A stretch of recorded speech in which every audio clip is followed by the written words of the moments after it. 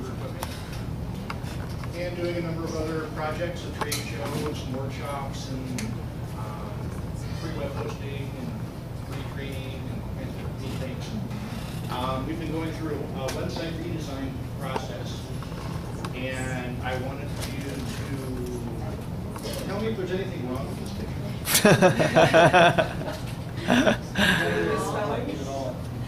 Is there anything wrong with that picture? I heard misspellings come up. Including misspellings? There's some misspellings. So, this brings a good point. Is one of the very, very valuable parts of doing testing for your website, and also knowing how to spell.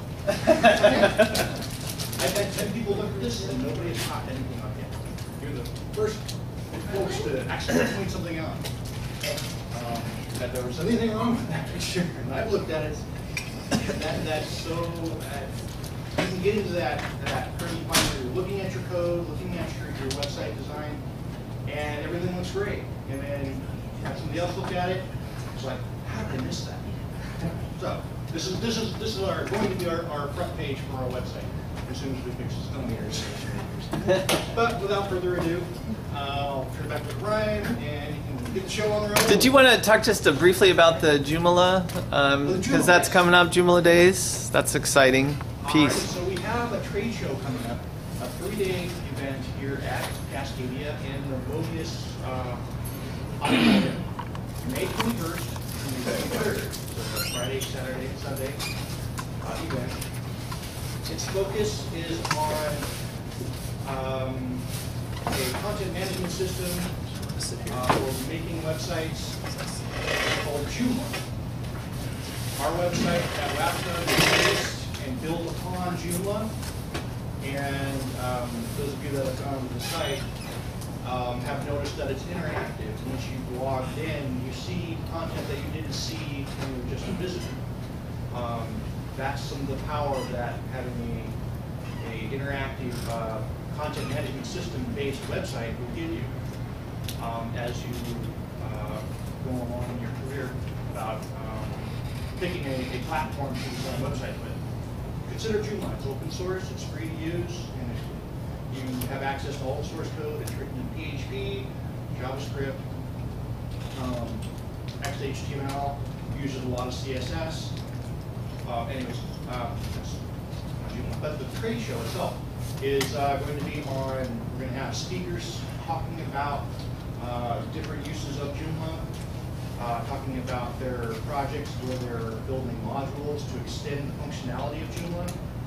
And there will be vendors there making their code projects available to the people that show up. They can either download them from their website or get, if the vendors bring the code on CD. Then we'll have training sessions for those of you who are interested in learning more about Joomla and how to build websites with it. We'll have workshops on that. So if you attend the event, you'll leave the event with a fully functioning Joomla website, because all the students that show up will be able to activate their free hosting through WebDuck and build a website and leave the event with a fully functional website. You might not have all the content that you want for your website, but it's going to be fully functional and you can keep working right after the event. May 21st to May 23rd, Friday, Saturday, and Sunday. If you're interested in being a vendor, if you have any kind of service that would help a Joomla developer or a business owner that runs their business using Joomla on their website, perhaps you're a search engine optimization professional or know of one, we're starting our campaign to PR this event, so spread the word if you know anybody that's in that industry. It's open to the general public. And so Mike will be around. I do want to move us into the presentation, but Mike will be here for the socializing and networking afterwards, so feel free to bring more questions. We'll be here next week. Yes, thank you. Thank you. And let's thank WebDuck again. As part of their work, there's still, if you're a member of WebDuck, there's still the drawing today for a lunch with the speaker.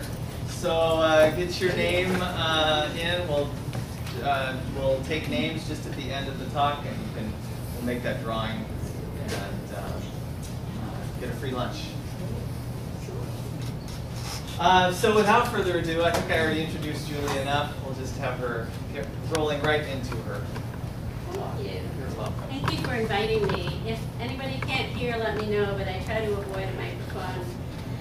I hope this is really interactive. I'm going to, as Ryan said, share with you what I have experienced using, hang on a minute, I'm trying to, there we go.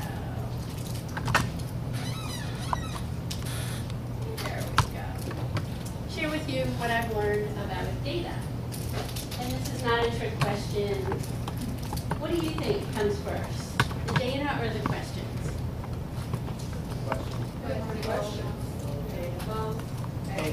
They're interdependent, right? When I think of data, and I've been a researcher for many, many years, I think about how important it is to know the what is happening and the why it's happening. And usually, the data and the questions are constantly coming in and inspiring more data collection and more questions. So it's, I like to remind myself about this metaphor. If any of you are photographers in here, it's sort of like an analyst is a photographer, trying to decide what goes in the frame, what to focus on, and how much context to show versus how much abstraction to show. It's the same with data and research. You're constantly trying to figure out what is your focus? What is the key question you want answered at this point in the product development cycle? And combining qualitative and quantitative data is essential to me as a researcher. So I just have 8 slides, and I'm hoping that you'll ask questions throughout and make this a conversation. But I'm also hoping to share with you